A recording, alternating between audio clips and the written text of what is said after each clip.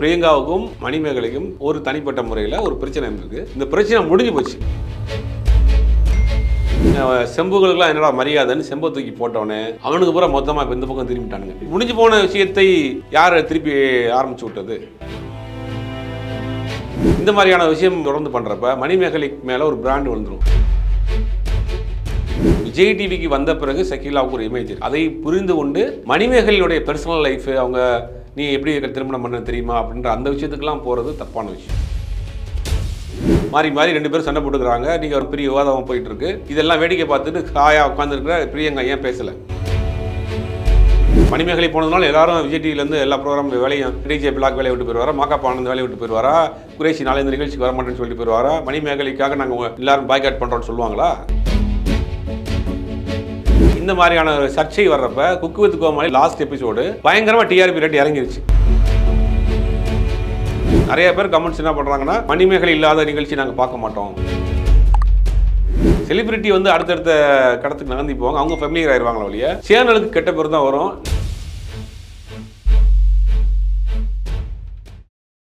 நேர்களுக்கு வணக்கம். இன்று நம்ம நேர்காணல நம்மோடு இணைந்திருக்கிறார் பத்திரிகையாளர் திரு சுபேர் அவர்கள். வணக்கம் சார். வணக்கம்.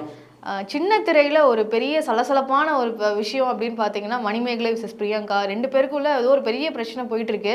இப்போ இந்த பிரச்சனைகளெல்லாம் ஓர வச்சுட்டு யாருக்கு சப்போர்ட் அப்படின்ற மாதிரி ஆயிடுச்சு சார். ஃபர்ஸ்ட் எல்லாரும் மணிமேகலை அவர்களுக்கு தான் சப்போர்ட் பண்ணிட்டு இருந்தாங்க. இப்போ அப்படியே ரிவர்ஸா நட்சத்திரங்கள், ஸ்டார்ஸ், விஜய் டிவி ஸ்டார்ஸ் எல்லாருமே பிரியங்காவுக்கு சப்போர்ட் பண்ண ஆரம்பிச்சிட்டாங்க. இதை எப்படி பார்க்குறீங்க இந்த சிச்சுவேஷனை? நாட்டில் எவ்வளவோ பிரச்சனை இருக்கு, இவங்களுக்கு இந்த பிரச்சனை ஓயாது போல.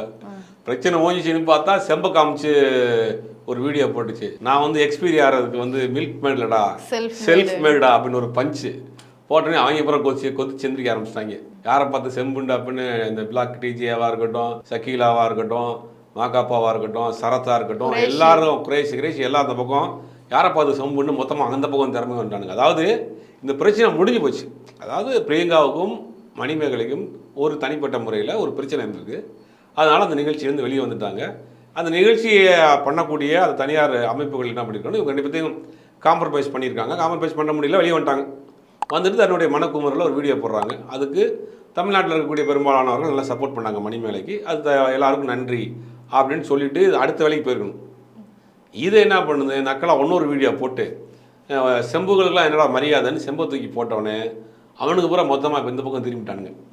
இந்த விஜய் டிவி பிரபலங்கள்லாம் இது ஒருத்தர் செருப்பை ப்ரொஃபைலாக வச்சுருக்கிறான், ஒருத்தர் குட்டிச்சாத்தான ப்ரொஃபைலாக வச்சுருக்கிறான். எக்ஸ்ட்ரீமாக இந்த சண்டை போக ஆரம்பிச்சிருச்சு. இது என்னென்னா, இது ஆரோக்கியமான சண்டை கிடையாது. அதாவது என்னென்னா, ஒரு நிறுவனத்தில் குறிப்பாக மீடியாவில் வேலை செய்கிறப்பன்னா ஒரு மீடியா கம்பெனிலேருந்து இன்னொரு கம்பெனிக்கு போகிறாங்கன்னா அந்த நிறுவனத்துக்குள்ளே பேசிக்கிடுவாங்க. அது உங்களுக்கு தெரிய மாட்டேங்குது. இப்போது விஜய் டிவிலேருந்து இன்னொரு சேனலுக்கு ஒருத்தர் டெக்னிக்கலாக போகிறாருன்னா அவர் ரெஸ்யூம் அங்கே போன பிறகு அவர் ரெஸ்யூம் எடுத்து கேட்பாங்க, இந்த மாதிரி உங்களுக்கு வந்திருக்கு, உங்கள் கம்பெனியில் வேலை பார்த்தா நீங்கள் எதுக்கு அங்கேருந்து அமிச்சிங்க, என்ன ப்ராப்ளம்னு கேட்பாங்க. இது எல்லா இடத்துலையும் நடக்கக்கூடிய விஷயம். இதனால் என்னென்னா அவங்களுடைய குரோத் தான் பாதிக்கப்படும். இதெல்லாம் கூட்டணும் வச்சுன்னா ஏதாவது பிரச்சனை வீடியோ போடும், இது எதுக்கு நம்ம வேலைக்கு சேர்க்கணுங்கிற ஒரு பிரச்சனை எல்லாருக்குமே வரும், எல்லாருக்குமே இருக்குது. இது மீடியாவிலே இருக்குது, ஐடி கம்பெனிலே இருக்கும். ஐடி கம்பெனியில் ஒரு கம்பெனியில் இன்னொரு கம்பெனிக்கு போகிறாங்கன்னா அந்த கம்பெனியில் என்கொயரி பண்ணுவாங்க, இவரை ஏன் போகிறாங்க, நல்லா ஒர்க்கரா, ஏன்னா பிரச்சனை பண்ணிட்டு வந்தாரான்னு கேட்பாங்க. இந்த மாதிரியான விஷயம் தொடர்ந்து பண்ணுறப்ப மணிமேகலைக்கு மேலே ஒரு பிராண்ட் வந்துடும். மணிமேகலை வச்சு வேலை வாங்க முடியாதுப்பா, ஏதாவது பிரச்சனைனா அதை போய் வெளியில் வீடியோ போடும் அப்படிங்கிற ஒரு பிம்பம் வந்துடும். இப்போ என்ன பண்ணிருக்கலாம், அந்த பிரச்சனையோட முற்றுப்புள்ளி வச்சுட்டு அடுத்த வேலையை பார்க்க போயிருக்கணும். தேவையில்லாமல் வீடியோ போட்டோன்னே இவங்க மாறி மாறி திட்ட ஆரம்பிச்சிடறாங்க, பேச ஆரம்பிச்சிடறாங்க. இது வந்து எல்லாருடைய கேரியருக்குமே ஒரு பெரிய ஒரு பின்னடைவாக தான் போய் முடிஞ்சிடும். அதனால் இதோடு இது நிப்பாட்டுவாங்களா, இல்லை டூர் போன பிரியங்காக்கா திருப்பி வந்து அவங்க வீடியோ போடுவாங்களா அப்படிங்கிறது தான் ஒரு பெரிய கேள்வியாக இருக்குது. இது வந்து ஒரு சின்ன ரெண்டு பேருக்குள்ளே நடந்த சண்டை வந்து ரெண்டு டீமுக்குள்ளே சண்டை ஆயிடுச்சு. மணிமேகலையுடைய ஆதரவாளர்கள், விஜய் டிவி ஃபேமிலியர் ஆதரவாளர்கள் அப்படிங்கிற ரெண்டு குரூப்புக்குள்ளே ஒரு சண்டையாக போயிட்டுருக்கு. அது சோஷியல் மீடியாவில் இந்த பக்கம் ஒரு 10 ஆதரவாளர், அந்த பக்கம் ஒரு குரூப் ஆதரவாளர்கள்னு இப்போ அது வந்து பெருசாக போய் பெர்சனல் லைஃப்பெல்லாம் இழுக்க ஆரம்பிச்சிட்டாங்க. இப்போ ஷக்கீலா வந்து இன்றைக்கி விஜய் டிவிக்கு வர்றதுக்கு முன்னாடி ஷக்கீலாவுக்கு ஒரு இமேஜ் இருந்தது. விஜய் டிவிக்கு வந்த பிறகு ஷக்கீலாவுக்கு ஒரு இமேஜ் இருக்குது. அதை புரிந்து கொண்டு மணிமேகலையுடைய பர்சனல் லைஃபு, அவங்க நீ எப்படி திருமணம் பண்ண தெரியுமா அப்படின்ற அந்த விஷயத்துக்கெல்லாம் போகிறது தப்பான விஷயம். அதெல்லாம் இன்றைக்கி அவங்க பேசுகிறாங்க. மற்றபடி நிறைய ஒரு எல்லை மீறி விமர்சனங்கள் போயிட்டுருக்கு. அது உண்மையிலேயே சரியில்லை. அது எதில் போய் முடிய போகுதுன்னு தெரியல. அதான் சார், இவங்க ஸ்டார்டிங்கில் பிரச்சனை ஆரம்பித்தப்பவே வந்து செல்ஃப் ரெஸ்பெக்டனால தான் நான் வந்து வெளியில் வந்தேன், செல்ஃப் ரெஸ்பெக்ட் தான் முக்கியம் அப்படின்னு சொல்லிட்டு தான் வந்தாங்க.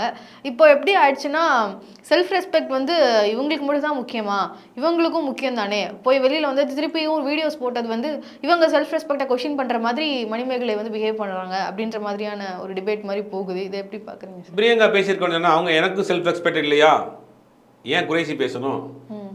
அந்த வீடியோவை ஏன் பிரியங்கா பேசாமல் இருக்காங்க? இவ்வளோ நாள் இவ்வளோ பிரச்சனை போயிட்டு இருக்குல்ல, 10 நாளைக்கு மேலே இந்த பிரச்சனை போயிட்டு இருக்கு. சோஷியல் மீடியாவில் மாறி மாறி 2 பேரும் சண்டை போட்டுக்கிறாங்க. நீங்கள் ஒரு விவாதம், பெரிய விவாதம் போயிட்டு இருக்கு.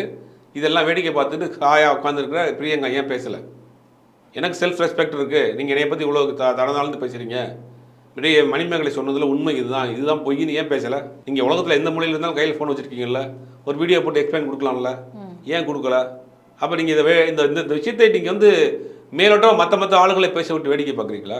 அந்த கேள்வி வருதில்ல. இப்போ செல்ஃப் ரெஸ்பெக்ட் எல்லாத்துக்கும் இருக்குது, உங்களுக்கும் இருக்குது. ஆனால் நீங்கள் அதை பேசுங்க, ஏன் பேசலை? அப்போ இந்த பிரச்சனையே வளர்க்குறாங்களோன்ற சந்தேகம் வருதுல்ல சார். இப்போ அந்த வீடியோவில் பார்த்தீங்கன்னா மணிமேகலை அவர்கள் வந்து சொல்லியிருப்பாங்க, first Mani is always ultimate, நான் என்ன தான் சொல்லிக்கிறேன் அப்படிங்கிற மாதிரிலாம் இருந்தாங்க. பிரியங்கா அவர்கள் வந்து பிஆர்ஓஸோ இல்லை அந்த மாதிரி மற்றவங்கள வச்சு பேச வச்சு தனக்கு ஆதரவாளர்களை திரட்டுறாங்க அப்படின்ற மாதிரி தான் சொல்லியிருக்கிறாங்க. ஸோ அதை எப்படி பார்க்குறீங்க? அந்த மாதிரி பிஆர்ஓஸ்லாம் வச்சு இவங்க பண்ணுறாங்களா? அதுக்கான வாய்ப்பு? பிஆர்ஓஸ்லாம் வச்சு யார் பண்ணல. இப்போ அதிகமாக சோஷியல் மீடியாவில் யாருக்கு ஆதரவு இருக்குது? மணிமேகலைக்கு தானே இருக்குது.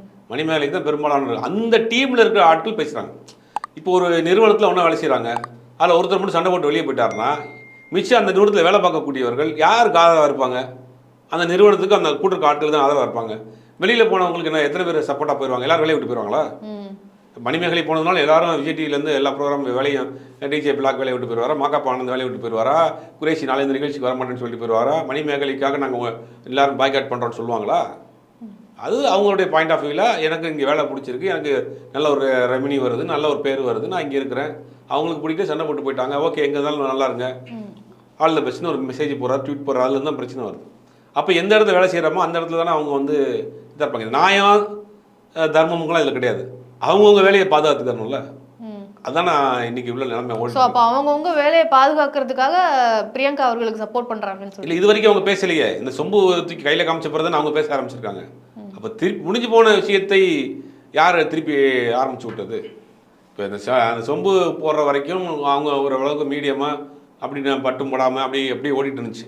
இப்போ சொம்பு போட்டு எல்லாரையும் பேச ஆரம்பித்த பிறகு தான் அவங்க வந்து திருப்பி பேச ஆரம்பிச்சிருக்காங்க. இப்போ அவங்க சொல்லுவாங்களே எங்களுக்கு செல்ஃப் ரெஸ்பெக்ட் இருக்குன்னு, அவங்க பாயிண்ட் ஆஃப் வியூவில் பார்க்க. அப்போ இது முடிந்து போன ஒரு விஷயத்தை இன்றைக்கி பேசியிருக்காங்க. ஏன்னா இதுக்கு முற்றுப்புள்ளி எங்கே வந்து நிற்கும் அப்படின்னா பிரியங்கா பேசுது. பிரியங்கா வந்து இந்த மாதிரி நான் வந்து இதான் நடந்துச்சு, இந்த சம்பவத்துக்கு பிறகு தான் எங்கள் 2 பேருக்குள்ள ஒரு பிரச்சனை வந்துச்சு, நான் ஏதாவது காயப்பட்டிருந்தா சாரி, இல்லை அதுதான் காயப்பட்டிருந்தாலும் சாரி, ஏதாவது ஒரு முற்றுப்புள்ளி இந்த பிரச்சனைக்கு. இல்லை நான் யாருக்கு நானும் தள்ள வணங்க மாட்டேன், எனக்கு செல்ஃப் ரெஸ்பெக்ட் இருக்குது, நானும் இந்த ஒரு கை பார்க்க போகிறேன், ஏதாவது ஒன்று சொல்லணும். சொன்னால் தான் இந்த பிரச்சனை வந்து வரும். அது இல்லாமல் ஷக்கீலா சொல்லியிருக்காங்க, என்கிட்ட வந்து ஃபோன் பண்ணி அழுதாங்க, அதனால தான் வந்து நான் பேசுகிறேன் அப்படின்னா, எல்லாத்துலேயும் இப்போ ஃபோன் பண்ணி அழுதுறீங்க பேசுகிறீங்கல்ல, ஏன் மக்கள்கிட்ட ஒரு வார்த்தை பேசிடுங்கன்ற. இந்த மாதிரி இதான் நடந்துச்சு, உண்மை நிலவரம் இதுதான், எதிரியாமல் நீங்கள் பொங்காதீங்க. இவங்க விஜய் டிவி ஸ்டார்ஸ் எல்லாருமே வந்து பிரியங்கா அவர்களுக்கு ஆதரவாக பேச மணிமேகலை சொன்னது எல்லாமே பொய் அப்படின்ற மாதிரி ஆகுதே. இப்போ அவங்க சொல்கிறது எல்லாமே பொய்யா சார்? இல்லை, பொய்ன்னு எப்படி வரும்? மணிமேகலை சொன்னது பொய்ங்கிறது மணிமேகலை பெர்சனல் குற்றச்சாட்டு வைக்கலையே. எனக்கும் பிரியங்காவுக்கும் ஒரு ஈகோ இருக்குது. பிரியங்கா ஓவராக டாமினேட் பண்ணுறாங்க, அதுக்கு நிறுவனம் வந்து பிரியங்காவுக்கு சப்போர்ட் பண்ணுற மாதிரி இருக்குது, அதனால் எனக்கு மரியாதை இல்லை, நான் வெளியே வந்துட்டேன், இதுதான் நடந்தது. இதில் எங்கே வந்து அவங்க சைடில் இருக்க ஆட்கள் சப்போர்ட் பண்ணுறாங்க? அவங்க ஒரு கொலிக்கு தானே அவங்க எல்லாமே. பிரியங்கா மாதிரி நிஷா ஒரு கொலிக்கு, கோபிநாத் ஒரு கொலிக்கு, அந்த மற்றவங்களும் கூட வேலை செய்யக்கூடிய நபர்கள் தானே. அவங்க எப்படி சப்போர்ட்டாக வர முடியும்? அவங்க எப்படி காப்பாற்ற முடியும்? அவங்க எப்படி ஒருத்தரை காலவாரி விட முடியும்?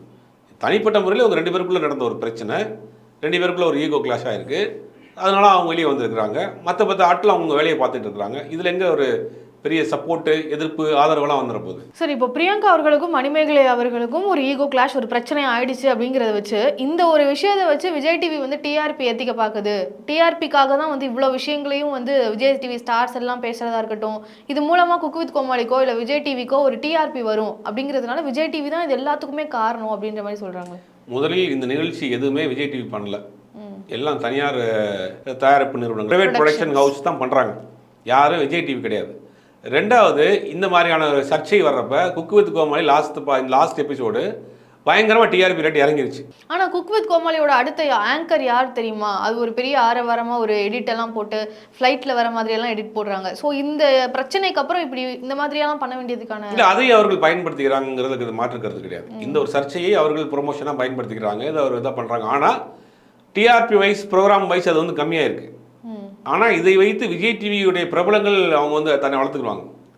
மணிமேகலை இப்போ நம்ம பிளாக் டிஜேலாம் யாருக்குமே தெரியாது, பெரும்பாலான காமனான ஆட்கள் தெரியாது. இன்றைக்கி அவரை பற்றி பேசுகிறாங்க, மற்ற மாக்காப்பா ஆனந்தை பற்றி பேசுகிறாங்க. மற்ற ஆட்களை பேச அவர்கள் தன்னை இம்ப்ரூவைஸ் பண்ணிக்குவாங்க தவிர நிகழ்ச்சி வந்து ஓகோ இதெல்லாம் நடக்குது போல் அப்படிங்கிற மாதிரி நிகழ்ச்சி வந்து கம்மியாக இருக்கும். நிறைய பேர் கமெண்ட்ஸ் என்ன பண்ணுறாங்கன்னா, மணிமேகலை இல்லாத நிகழ்ச்சி நாங்கள் பார்க்க மாட்டோம், லாஸ்ட் எபிசோடே ரொம்ப கம்மியாகிடுச்சு டிஆர்பி, அப்படி டக்கு இறங்கிட்டு வருது.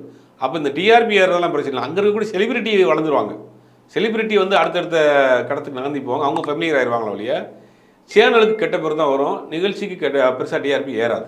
மணிமேகலை மற்றும் பிரியங்கா அவர்களுடைய இஷ்யூவை பற்றி பல தகவல்களை தெரிவித்ததுக்கு ரொம்ப நன்றி சார்.